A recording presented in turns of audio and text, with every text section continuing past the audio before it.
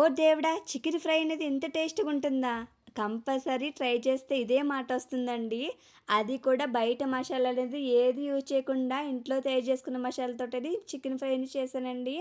ఆ మసాలా ఏంటో కూడా మీకిప్పుడు చెప్పేస్తాను. దానికోసమే జీలకర్ర, అల్లం, వెల్లుల్లి, ఎండు కొబ్బరి, అలాగే జీడిపప్పు, లవంగాలు, చెక్క, స్టార్ పువ్వు, బిర్యానీ ఆకుని తీసుకున్నానండి. ఇంకా నువ్వులు, అలాగే గసగసాలేసుకుంటే టేస్ట్ అంతే బావుంటుందండి. ఇలా పేస్ట్ చేసుకున్నాం కదా! స్టవ్ మీదట బాండీ పెట్టుకొని దాంట్లో ఆయిల్ ఏసుకోవాలి. ఆయిల్ హీట్ ఎక్కిన తర్వాత పచ్చిమిర్చి, అలాగే ఇలా సన్నగా కట్ చేసుకొని ఉల్లిపాయ ముక్కలు వేసుకొని కొంచెం ఉప్పు వేసుకొని గోల్డెన్ కలర్ వచ్చేదాకా ఫ్రై చేసుకోవాలండి.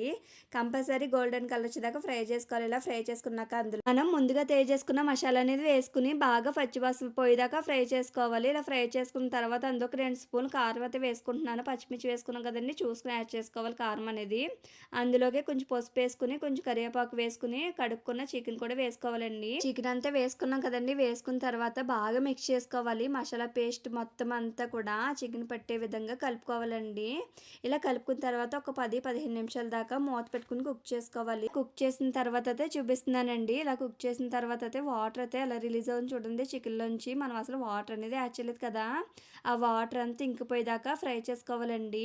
చూడండి ఆయిల్ అనేది బయటకు వస్తున్నది కదా! ఆ టైంలో అయితే కొంచెం కొత్తిమీర వేసుకొని స్టవ్ ఆఫ్ చేసుకుంటే సరిపోతుంది. ఇది బగారా రైస్, చపాతీలోకి చాలా టేస్టీగా ఉంటుందండి. వీడియో చూసి వెళ్ళిపోకుండా లైక్ చేసి వెళ్ళొచ్చు కదా!